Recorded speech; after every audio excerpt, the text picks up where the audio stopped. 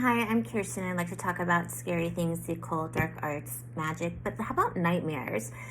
So I was just thinking about the first time that I ever had a real nightmare. I was 20 years old, living alone in an apartment on the third floor, and I didn't have any neighbors. Like the apartment, it was just stacked up onto each other. And I wake up in the middle of the night, or at some point, to my bedroom door opening, and somebody's coming in, like crawling into my bed, and I'm like, who is that? And I'm like, start thinking, like, I had previously had this boyfriend, and even though he broke my heart and it made no sense for him to be coming into my bedroom, I was like, Charlie, is that you? And as this thing basically like was going to kind of mount me, I guess, this thing said, no, it's me, it's Satan. And so I kicked into fight or flight, and I had to physically fight this thing that I never actually saw. I saw the movement on my bed. I mean, without a doubt, there was something there. And then I had to physically fight this thing out of my apartment. I remember having to like open my apartment door and throw it out the door. Like I had to make it forcefully leave. And then I woke up, and I come to, or the next thing I know, I don't know, is that I'm sitting on my bed, and it's very disheveled. You know, this is not like how I would, first of all, I don't wake up sitting straight up, okay? Let's start there. So nothing was normal. But what was getting my attention more than me sitting up was how absolutely petrified I was, and how thick the air in my apartment was. Like I was trying not to even breathe because I was so afraid, because I knew that I was not alone, and I knew that I was like, I am not alone in this apartment, and I am scared to death to find out what else is in this apartment. Now, mind you, by this point, it's daylight. Okay, and I don't know how long I sat there until I finally got the courage to get up and maneuver around my apartment. Now, this was a Sunday morning, and at this time in my life, I worked in cosmetics at the mall, and I was working with a woman who absolutely hates my guts, okay? And so I had to get ready, and I remember being scared in the shower. Like, I was just petrified in my apartment. Oh, wait a second. When I finally left my bedroom, I realized that my front door was open, okay? Which, that is very strange for me. That's not something that's normal. So anyways, so I had to get ready to go to work with this woman who absolutely hates my guts. And I am this traumatized person who just had this like schizophrenic situation, but it wasn't in my head. This was physical. This was like, my muscles were strained, my body was tired. Like, this was a physical thing that happened to me. So this woman that I worked with, she's really super religious, and I come from a religious family. I am not necessarily religious at this point, and nor am I now. But anyways, so she's like, you know, could tell something was really off, and she was like, are you okay? And I start bawling my eyes out. I am crying like a baby. Thank goodness we worked in cosmetics, because I could just like fix my makeup.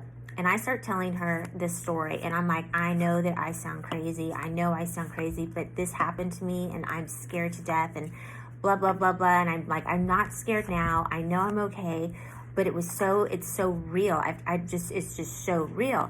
And she went on full on like exorcist and started praying for me, and it was really amazing. And I was so thankful for her. And then we always wanted being friends ever since then. But anyways, so when our shift was over and we were getting ready to leave, her husband shows up. And he said, my wife told me what happened. I was wanting to know if you wanted me to go to your apartment and pray in your apartment. And I was like, heck yes, man, come on. So they both came to my apartment, and they started praying, and they started talking to me, and I just was crying all over again. It was so unbelievably emotional. I was like, I know I sound crazy. I know I sound crazy. I says, I cannot believe that you've done this for me. I can't believe that you've come to my apartment to do this for me, because I know you don't like me. And she said, no, I don't like you, really. She's like, but I believe you. She says, I believe you. I believe what you're telling me is true.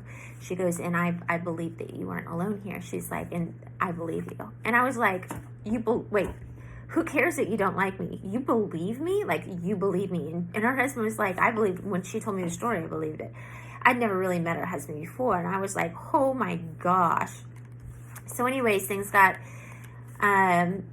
settled down, you know, or whatever. And they left. And then my mom called. And I had called her, but she didn't answer. And this is back in the day of voicemail. There was, you know, cell phones or anything. This is 27 years ago. So anyways, so I start telling her, and I start bawling all over again, telling her what happened. And she's like, I believe you. And I was like, you believe me too? And she was like, I absolutely believe you. She goes, I absolutely believe that something happened. You are not alone. So from that day on, going forward, not all the time, but pretty, you know, a couple of times a year, I would have sleep paralysis. What I had experienced on that Saturday, Sunday situation was not sleep paralysis because I freaking fought, okay? There, I was not paralyzed. I could speak. I could all that kind of stuff. It was a physical altercation.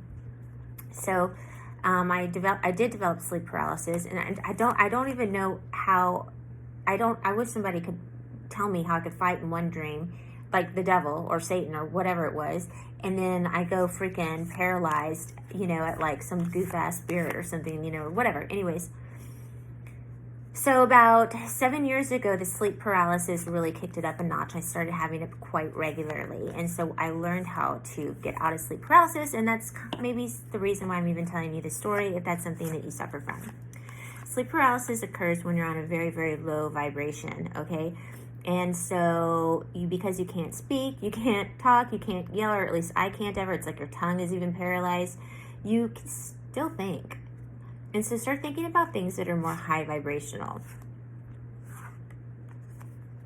I was originally told to think of Jesus, and that just did not work. But this does work. When you can feel yourself getting into that, when you start to wake up in your own dream and you realize that you're dreaming and you can't move, or you wake up from sleep and you're in that paralyzed state, realize how low your vibration is and just start thinking happy thoughts. Start literally saying to yourself, go higher, go higher, go higher, go higher, go higher.